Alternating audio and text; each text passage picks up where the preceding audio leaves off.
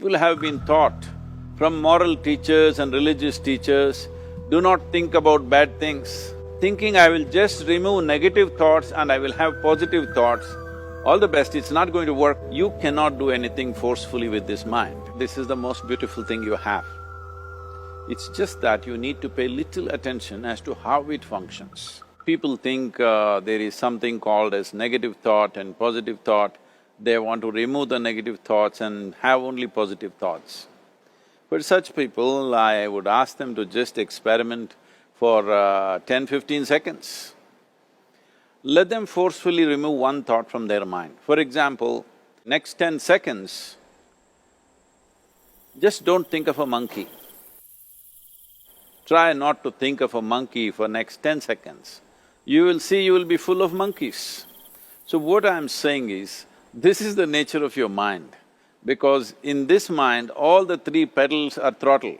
There is no brake, there is no clutch. Whatever you touch, it will only go faster.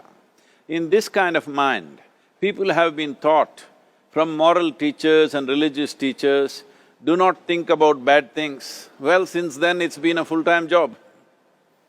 So there is no way you can handle the mind like this. This doesn't need any great enlightenment. If you spend 2 minutes with your eyes closed, you will realize you cannot do anything forcefully with this mind.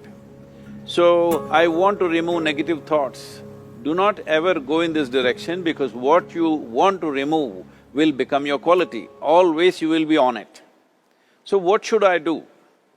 The thing is this, without understanding the fundamental mechanism of this mind, because our mind, human mind, is the most sophisticated computer on the planet. Even all the supercomputers have come out of this. When this is the case, is it not important that we understand the mechanics of how it functions? One simplistic aspect of how it functions is, there are no subtractions and divisions in our mind. There is only addition and multiplication. If you try to do something with it, it will say one more. If you try hard, it will multiply into many more. In this mind, you don't try to identify what is positive, what is negative and try to remove it. First of all, one needs to understand, this mind of yours, this body of yours is supposed to serve you. The life that you are is important. Body and mind are vehicles that must serve us. If you sit in a vehicle, it must go where you want to go. If it goes to its own destination, what is the point of such a vehicle? It's just a nuisance. Right now, most human beings are unfortunately experiencing this fantastic possibility of human mind as a nuisance, as a troublesome thing. Well, this is the most beautiful thing you have. It's just that you need to pay little attention as to how it functions. One simple thing is this. First and foremost process is, that's why we put out this process called Isha Kriya. This is to distance yourself from your physiological and psychological process. There is something called as you which exists. This is not a composite of all your thoughts and emotions and physiological processes. Beyond that, there is you. If you close your eyes, even if you cannot see anything, you're still there. It is through the window of your eyes that you're looking out, but if you close your eyes, it doesn't mean that you don't exist, you still exist. So beyond your thought, you still exist, beyond your emotion, you still exist. So that you, the life that you are, this has to come into your experience. Why is it that you're not allowing that to come into your experience, which is the most significant aspect of who you are? Who you are right now, the most significant aspect is, you and me are alive right now, this is it. What I'm thinking, what you're thinking is not the important thing. We are alive right now, that is the important thing. So, it is important that you focus on this fundamental sense of aliveness within you, and then you will see there is a natural distance between you and your thought process. Once there is a distance between your psychological process and your physiological process, this is the end of suffering.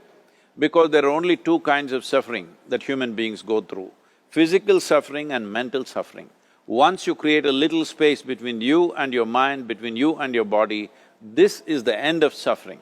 This is something every human being has to experience and know, otherwise thinking I will just remove negative thoughts and I will have positive thoughts, all the best, it's not going to work 100%, it's not going to work because nobody can remove it, they can avoid it for some time. So when negative thoughts come, you say Ram Ram, Shiva Shiva, whatever you want, but this is just avoiding, it's not gone.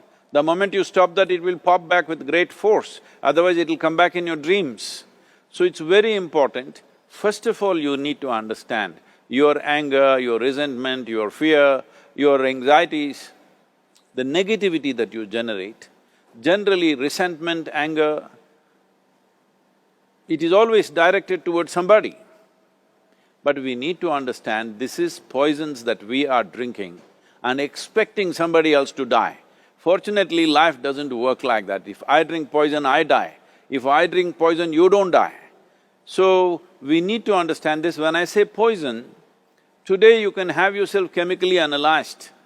Right now, what is your blood work, what it says? 5 minutes of intense anger, check your blood work and see, there will be lots of negative elements in it, literally you're poisoning yourself. So, do you want to poison yourself? Definitely not. Now the very question is coming from certain helplessness, what shall I do? Don't do anything, just sit back and just concern yourself with something which is a life process. Maybe your heartbeat, maybe your breath, maybe just a sensation of being alive. Depending upon how sensitive or how perceptive you are, accordingly find something. It could be a sensation in the body, it could be breath, it could be heartbeat, it could be anything, something which indicates life to you.